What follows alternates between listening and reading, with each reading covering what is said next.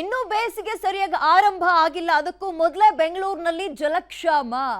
ಒಂದು ಬಿಂದಿಗೆ ನೀರನ್ನ ಹಿಡಿಯೋದಕ್ಕೆ ಬೆಳಗ್ಗಿನಿಂದಲೂ ಕ್ಯೂ ನಿಂತ್ಕೊಳ್ಬೇಕಾದ ಪರಿಸ್ಥಿತಿ ಬೆಂಗಳೂರಿನಲ್ಲಿ ಈಗಾಗಲೇ ಬಂದುಬಿಟ್ಟಿದೆ.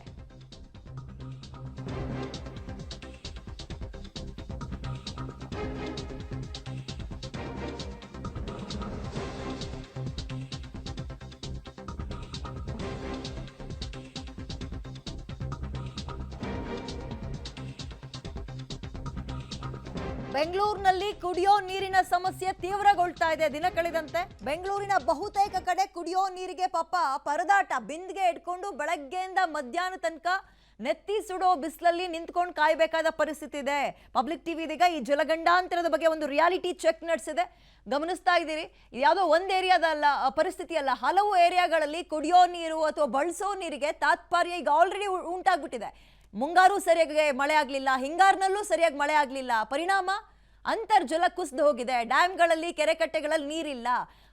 ಬೇರೆ ಊರಿನ ಕೆರೆಯ ನೀರನ್ನೇ ನಾವು ಬೆಂಗಳೂರಿನವ್ರನ್ನೇನು ಹಚ್ಕೊಂಡಿರೋದು. ಇಲ್ಲಿ ಯಾವ ಕೆರೆನೂ ಇಲ್ಲ, ಇಲ್ಲಿ ಯಾವ ಡ್ಯಾಮೂ ಇಲ್ಲ, ಬಟ್ ಅಲ್ಲೂ ನೀರಿಲ್ಲ. ಪರಿಣಾಮ ಇಲ್ಲಿ ಜನ ಕುಡಿಯೋ ನೀರಿಗೆ ಈ ರೀತಿಯ ಸಂಕಟವನ್ನು ಅಥವಾ ಪರದಾಡಬೇಕಾದಂತಹ ಪರಿಸ್ಥಿತಿ ಇದೆ. ಕೆರೆಗಳು ಬತ್ತು ಹೋಗ್ತಾ ಇದೆ. ಪರಿಣಾಮ ಇಲ್ಲಿ ಜನರ ಗಂಟ್ಲು ಒಣಗ್ತಾ ಇದೆ. ಯಾವ ಏರಿಯಾದಲ್ಲಿ ಹೋದ್ರೂ ಕೂಡ ನೀರಿನ ಸಮಸ್ಯೆ. ಇದೊಂದು ರೀತಿ ಬೆಕ್ಕಿಗಾಟ. ಇಲ್ಲಿ ಪ್ರಾಣ ಸಂಕಟ ಆಗ್ಬಿಟ್ಟಿದೆ. ನಮ್ಮ ಈ ಸಂಕಷ್ಟವನ್ನ ಈ ಟ್ಯಾಂಕರ್ನವರು ಬಂಡವಾಳ ಮಾಡ್ಕೊಳ್ತಾ ಇದ್ದಾರೆ. ಬಾಯಿಗೆ ಬಂದಂಗೆ ರೇಟ್ ಹೇಳ್ತಾ ಇದ್ದಾರೆ.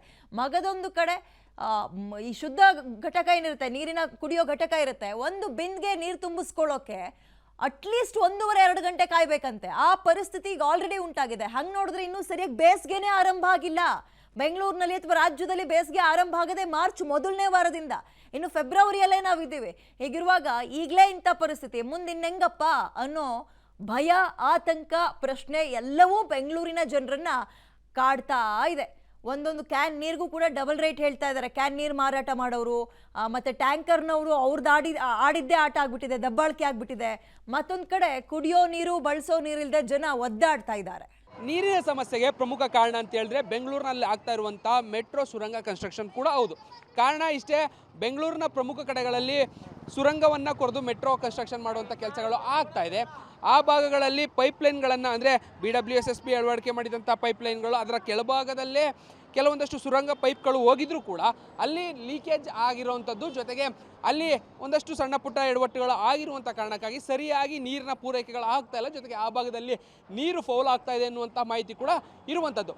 ಇನ್ನು ಪ್ರಮುಖವಾಗಿ ಈ ಪೈಪನ್ನು ಅಂದರೆ ಸುರಂಗವನ್ನು ಮಾಡುವಂಥ ಸಂದರ್ಭದಲ್ಲಿ ದೊಡ್ಡ ದೊಡ್ಡ ಪೈಪ್ಗಳನ್ನು ಅಳವಡಿಕೆ ಮಾಡುವಂಥ ಕಾರಣಕ್ಕಾಗಿ, ಜೊತೆಗೆ ದೊಡ್ಡ ಪಿಲ್ಲರ್ಗಳನ್ನು ಹಾಕಿ ಅಲ್ಲಿ ಕಟ್ಟಡಗಳನ್ನು ಕಟ್ತಾ ಇರುವಂಥ ಕಾರಣಕ್ಕಾಗಿ ಆ ಭಾಗಗಳಲ್ಲಿ ಸರಿಯಾದ ರೀತಿಯಲ್ಲಿ ನಾವು ಬೋರ್ವೆಲ್ಲನ್ನು ಹಾಕ್ಸ್ಬೇಕು ಅಂದರೂ ಕೂಡ ಅವುಗಳಿಗೆ ಅವಕಾಶ ಇರೋದಿಲ್ಲ.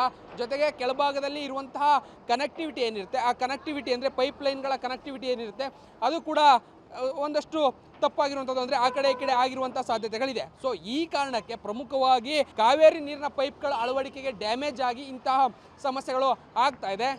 ಉದಾಹರಣೆಗೆ ನಾನಿರುವಂಥದ್ದು ಶಿವಾಜಿನಗರ ಬಸ್ ಸ್ಟಾಪ್ನ ಪಕ್ಕದಲ್ಲಿರುವಂತಹ ಶಿವಾಜಿ ಸರ್ಕಲ್ ಏನಿದೆ, ಇಲ್ಲಿ ನಡೀತಾ ಇರುವಂತಹ ಅಂಡರ್ ಪಾಸ್ ಅಂದರೆ ಮೆಟ್ರೋ ಸುರಂಗ ಕಾಮಗಾರಿಯ ಮುಂಭಾಗದಲ್ಲಿದ್ದೇನೆ.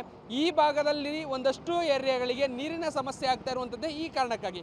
ಸೊ ಇಲ್ಲಿಂದ ಕನೆಕ್ಟಿವಿಟಿಯನ್ನು ತೆಗೆದುಕೊಂಡಿರುವಂಥ ಬೇರೆ ಬೇರೆ ವಾಟರ್ ಲೈನ್ಗಳೇನಿದೆ ಅಲ್ಲಿ ಒಂದಷ್ಟು ಲೋಪದೋಷಗಳು, ಜೊತೆಗೆ ಕನ್ಸ್ಟ್ರಕ್ಷನ್ನಿಂದ ಆಗ್ತಾ ಇರುವಂತಹ ಸಮಸ್ಯೆಯಿಂದ ಆ ಭಾಗಗಳಲ್ಲೂ ಕೂಡ ನೀರಿನ ಸಮಸ್ಯೆ ಉದ್ಭವ ಆಗ್ತಾ ಇದೆ. ಸಂಬಂಧಪಟ್ಟಂಥ BWSSB ಸೇರಿದಂತೆ ಅಧಿಕಾರಿಗಳು ಆದಷ್ಟು ಬೇಗ ಇದನ್ನು ಸರಿಪಡಿಸುವಂತಹ ನಿಟ್ಟಿನಲ್ಲಿ ಮುಂದಾದರೆ ಈ ಒಂದು ನೀರಿನ ಸಮಸ್ಯೆ ಅಂದರೆ ಮೆಟ್ರೋ ಕನ್ಸ್ಟ್ರಕ್ಷನ್ನಿಂದ ಆಗ್ತಾ ಇರುವಂಥ ನೀರಿನ ಸಮಸ್ಯೆ ಏನಿದೆ ಇದನ್ನು ತಡೆಗಟ್ಟಲಿಕ್ಕೆ ಸಾಧ್ಯ ಆಗುತ್ತೆ.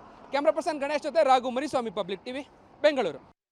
ಓಕೆ, ಬೆಂಗಳೂರಿನಲ್ಲಿ ಈ ರೀತಿಯ ನೀರಿನ ಸಮಸ್ಯೆ ಉಂಟಾಗ್ತಾ ಇರೋದಕ್ಕೆ ಒಂದು ಕಡೆ ಬೇಸಿಗೆ ಕಾರಣ ಆದರೆ ಮತ್ತೊಂದು ಕಡೆ ಈ ರೀತಿಯ ಪೈಪ್ಲೈನ್ ಸಮಸ್ಯೆ ಆಗ್ತಾ ಇದೆ, ಸಂಕಟ ಅನುಭವಿಸ್ತಾ ಇದ್ದಾರೆ ಜನ. ಇನ್ನೂ ಒಂದು ಕಡೆ ಬೋರ್ವೆಲ್ ತೆಗೆಸಿದ್ರೆ ನೀರೇ ಬರ್ತಿಲ್ವಲ್ಲ, ಅಂತರ್ಜಲದಲ್ಲಿ ನೀರಿಲ್ಲ. ಇನ್ನೆಷ್ಟು ಅಡಿ ಆಳ ಬೋರ್ವೆಲ್ ತೋರಿಸಿದ್ರು ಕೂಡ ಅದೇ ಪರಿಸ್ಥಿತಿ.